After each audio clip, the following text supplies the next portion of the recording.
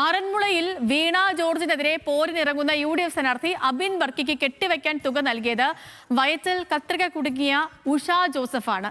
ആലപ്പുഴ പുന്നപ്രയിലെ വീട്ടിലെത്തിയാണ് അബിൻ വർക്കി തുക ഏറ്റുവാങ്ങിയത്. ശസ്ത്രക്രിയയിലൂടെ കത്രിക നീക്കിയ ശേഷം വീട്ടിൽ വിശ്രമത്തിലാണ് നിലവിൽ ഉഷ ജോസഫ്. അബിൻ വർക്കിയുടെ വാക്കുകളിലേക്ക്. കേരളത്തിലെ സിസ്റ്റം ഫെയിലറിൻ്റെ ഇരയാണ് ഉഷ എന്ന അമ്മ. അതുകൊണ്ട് തന്നെ ഉഷ എന്ന അമ്മയുടെ ഒരു വേദനയുടെ ഒരു പ്രതീകമാണ് ഞാൻ മത്സരിക്കുമ്പോൾ, ആരോഗ്യവകുപ്പ് മന്ത്രിക്കെതിരെ മത്സരിക്കുമ്പോൾ അവരെനിക്ക് കെട്ടിവെക്കാനുള്ള തുകയുടെ ഒരു ഭാഗം തന്ന് എന്നെ അനുഗ്രഹിക്കുന്നത്.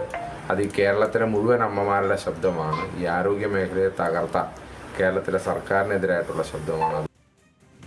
ഓക്കെ, അമൽ സുരേന്ദ്രൻ വിവരങ്ങളുമായി ചേർന്നുണ്ട്. അമൽ, ഇപ്പോൾ ഇതിൽ കുറെ രാഷ്ട്രീയ പ്രാധാന്യമേറെയാണ്. കാരണം ആരോഗ്യമന്ത്രിക്കെതിരെ ഇടതുമുന്നണി സ്ഥാനാർത്ഥിയായ നിലവിലെ ആരോഗ്യമന്ത്രി വീണ ജോർജ് ആറന്മുളയിൽ മത്സരിക്കുമ്പോൾ അവരുടെ എതിർ സ്ഥാനാർത്ഥിയാണ് കൈപ്പത്തി ചിഹ്നത്തിൽ മത്സരിക്കുന്ന അബിൻ വർക്കി. അങ്ങനെയുള്ള അബിൻ വർക്കിക്ക് കെട്ടിവെക്കാനുള്ള തുക നൽകുന്നത് ഈ കഴിഞ്ഞ തവണത്തെ, അതായത് ആരോഗ്യ വകുപ്പിന്റെ സിസ്റ്റം ഫെയിലിയറിന് എതിരായി വയറ്റിൽ കത്രിക കുടുങ്ങിയ ഉഷയാണ്. അപ്പം പ്രാധാന്യമേറെയാണ്.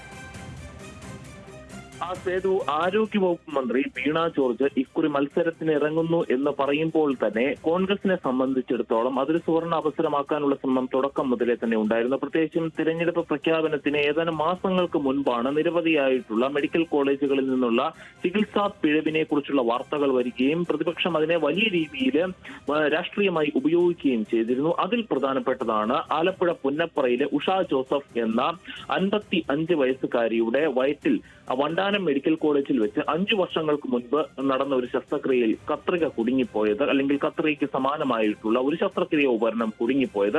ഇത് വലിയ രീതിയിലുള്ള വാർത്തയായിരുന്നു.